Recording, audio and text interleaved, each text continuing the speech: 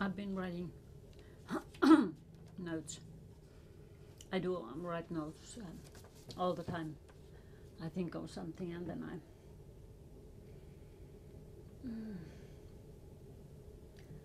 then I write down as not to forget it if it feels like important. And yeah, just a few notes. I wonder what's there. There's one. There's really nothing you can do in front of violence but run, if possible. Everything you say is turned against you. And that's quite true, you know. It's funny how you meet this attitude. There's a guy who phoned to me yesterday, and I answered the phone, and there was this guy from some sort of an organization against drugs in schools and young people, and especially. And he talked for a long while about how important their work is and how I should support them and economically and how they can rescue these kids. Because in the summer there are so many places that are like music festivals and other kind of festivals and things where they get hooked with drugs. They are so bloody weak.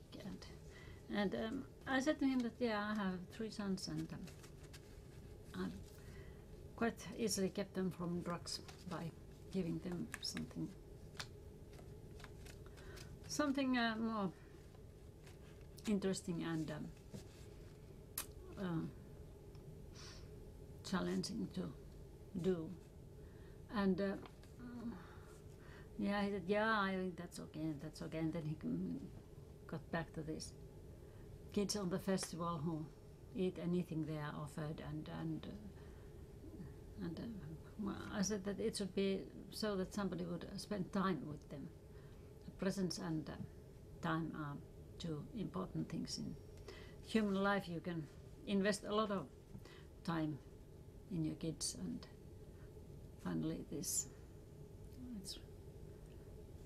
it pays. And yeah, he said, yeah, that's okay. Then I said that I'm not going to give you anything. You can quite go quit now and say hey. And he said that yeah, I can't force you. I can't make you, not at least in the telephone. But if I would be there, and I'm big and I'm bad. And I said that, oh God, this is ridiculous. Are you threatening me like that? It was somehow absurd that he's asking money for some organization. And then he says that if I would be there and I'm big and I could force you. Somehow, I don't know. It left a very bad taste, yes. And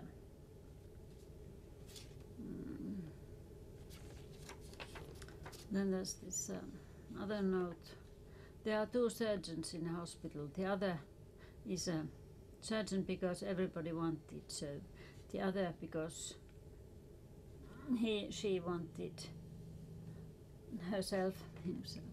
The first one works a lot because he's nice and social. The other works when he or she feels she's able to do the job.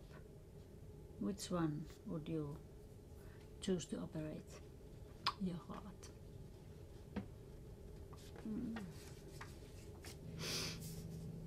Meaning there are different people and different levels of I suppose I'm trying to establish the fact that there are nice and social people who work, and then there are these highly ambitious technically skilled people who also work, and that they are different. The other people, the other one is more suitable to somebody and the other is more suitable to someone else. It's not so that the other could be better, but if you are ambitious, you should be with other ambitious people and not with some social who are not ambitious. It's a wrong way.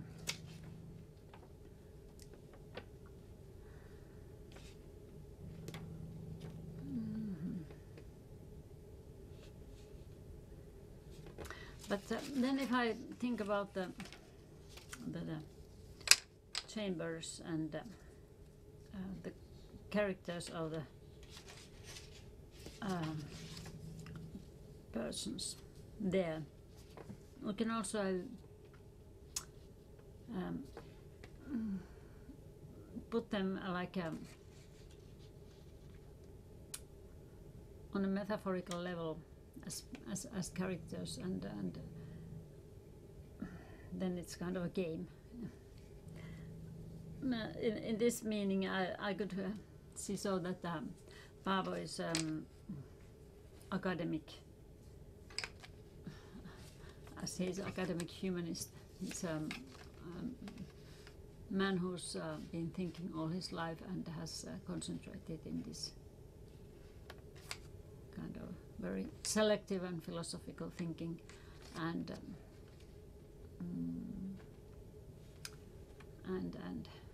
he has not so much experience of a practical side of this life, and that's probably also the reason why his marriage and everything else has failed to work. And then there's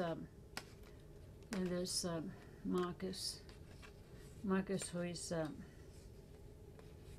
very attached to power, both physical and kind of structural power. He's very much part of an authoritative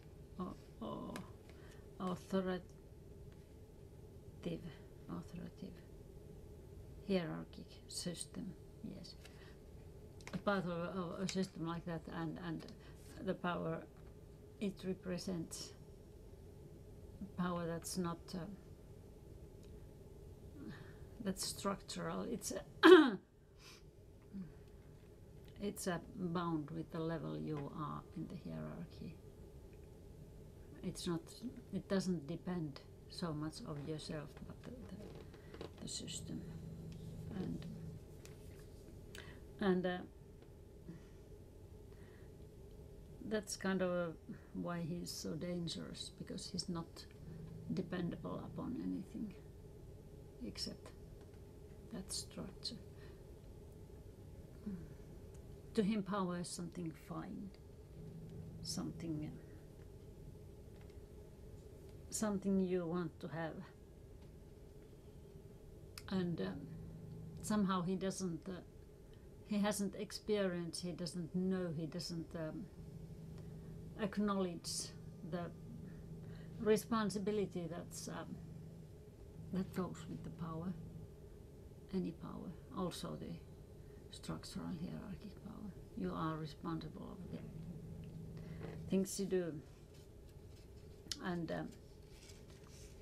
Paavo Marcus kind of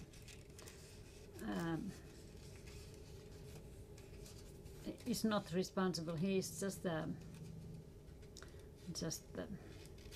not attached to anything like feelings or responsibility or anything like that. they're just words. They just they don't have any inner meaning. Or it's I think this is the way these killers, schoolboys shooting other kids, and for example this Norwegian now on trial, Anders Breivik, how they build it up inside them. It's not connected with anything. It's just the structure of power and the action, how you plan it and how you execute it. Not connected, not bearing any responsibility or other kind of feelings towards other people in this world. People are only kind of targets. They are void of any other meaning.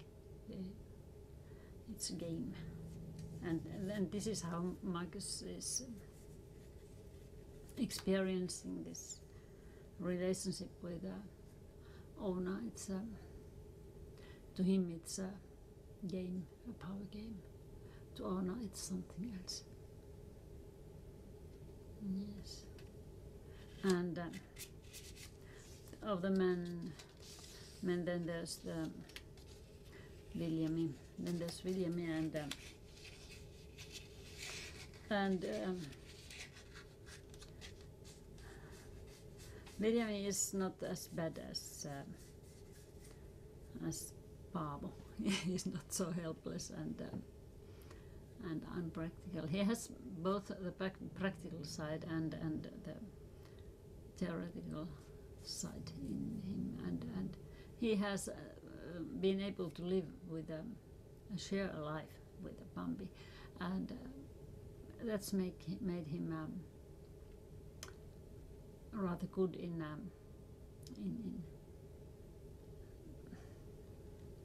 seeing what kind of people really are. He's not easily betrayed, easily. No, he can quite well see through people's acting and pretenses. He's clever. He's very clever, and he's got stamina. He's very enduring. Yes, that's what I mean. And in a way they are very similar with Viljami and Bambi. Bambi is very enduring, and since she has no personal ambitions, she's just somebody. She's happy when she gets work and she gets money from the work. She's very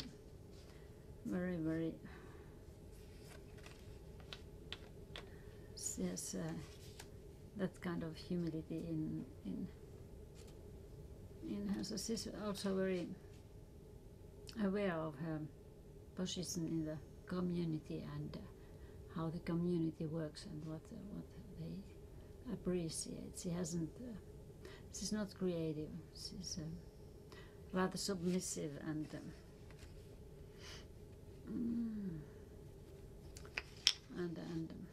appreciates hard labor, working. That's her background. It has uprooted all imagination and things like that. She has no imagination. She's just a little working girl. Her imagination is in the little decorations she wears on her and in her makeup and stuff like that. She has no inner sights or things like that. Like Oona. Oona is so Bambi. Oona represents something fancy, and but if we think about them on the same level Oona and Bambi. Bambi is an ordinary working girl who has no imagination. Oona is an artist. She has an imagination and she can use it. She can put it in practice in a way that provides her daily bread. And it is very feminine and beautiful and she loves things. She's very easily impulsive. She's impulsive and she loves things. She loves to let go and do in a way Bambi never could do. Why is that so? They're both young women. Why on earth are they so different? Is it something that they bear from their birth, or is it something that's been put inside them by discipline or something, by school or parents or experiences or something? It's an interesting question. There are so many variations in these ways how people adapt, and as adapt you must.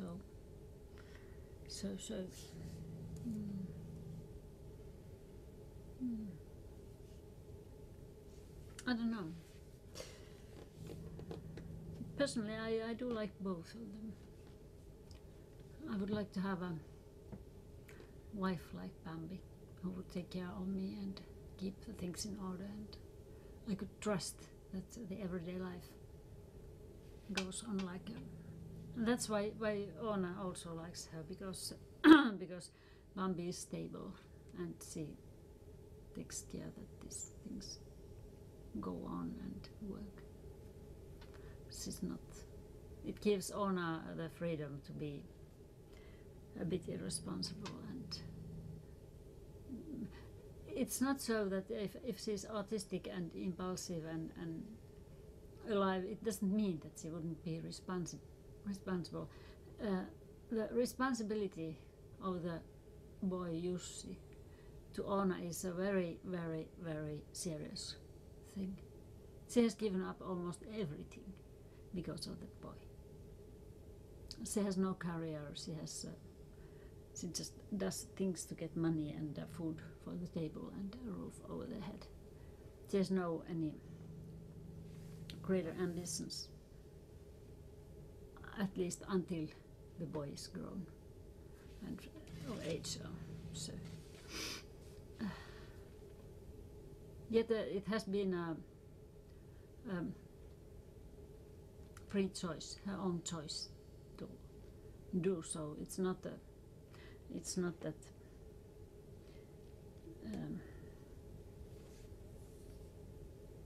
that it happened by coincidence. No, it was deliberate. She wanted to have the child, and it's deliberate, and she's responsible, and maybe this is a bit bitter. That's so she just somehow can't take them seriously, these her men, her lovers. She can't imagine that there would be somewhere a man who would be a good father to her son. It doesn't mean that she would be very selfish and despise other people. No, it's just that she's a realist, yeah.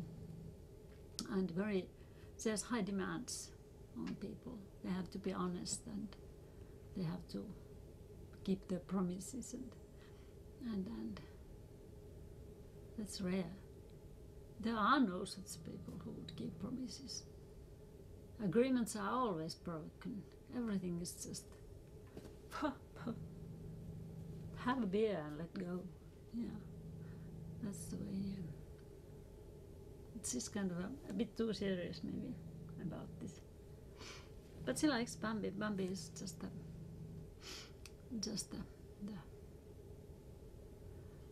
right kind of a partner.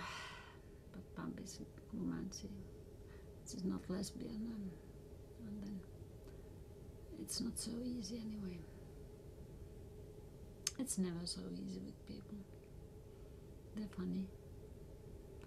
Funny, lovely people. Yeah, never quite what you would want or think or expect.